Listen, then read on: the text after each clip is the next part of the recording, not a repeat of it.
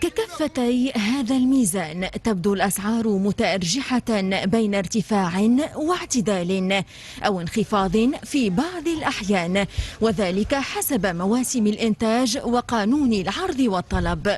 ففي الأسواق تبدو الأسعار مختلفة ومتغيرة من تاجر إلى آخر، ورغم تسجيل انخفاض في أسعار بعض المنتوجات إلا أن البعض الآخر خاصة منها الصيفية ما زال محل شكاوى المواطنين.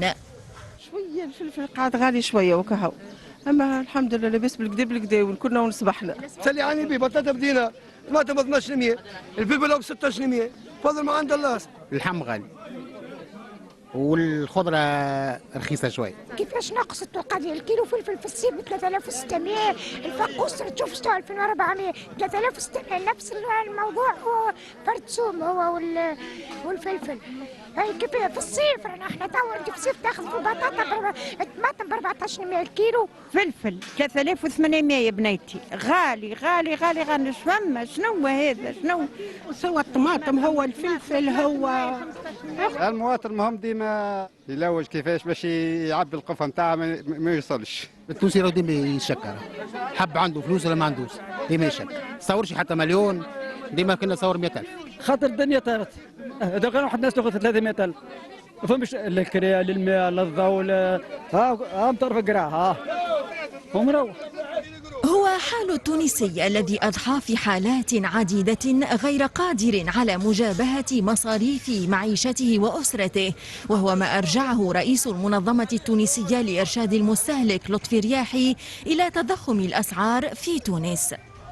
نحن نعيش في تضخم تاع أسعار غير حقيقية، وخاصة الهامش الربح الخلفي اللي توظفوا المساحات الكبرى على المنتوجات اللي يفوت أكثر من 35-40%، اللي هو سبب رئيسي في غلاء الأسعار، سبب رئيسي في تضخم الأسعار غير منطقي. وزارة التجارة كي دخلت في العظم وفي اللحوم البيضاء واللحوم الحمراء وفي الأعلاف، وعملت تحديد أعلى سقف لهامش الربح في جميع المفاصل، سيطرنا على هذه وخذينا توا العظم بالدينار وأقل من دينار. وهنا نطلبوا تحديد على سقف هامش الربح لجميع المنتوجات بجميع المراحل نتاعها، ابتداء من التوريد في هيكلة السعر إلى المنتج إلى تاجر الجملة تاجر التفصيل. مقترحات قد تساهم في وضع حد للاحتكار والمضاربة إذا ما تكثفت معها المراقبة الاقتصادية، وهو ما قد شرعت فيه وزارة التجارة وتنمية الصادرات الأسبوع المنقضي من خلال إطلاق حملة مراقبة واسعة النطاق بهدف مزيد التحكم في الأسعار.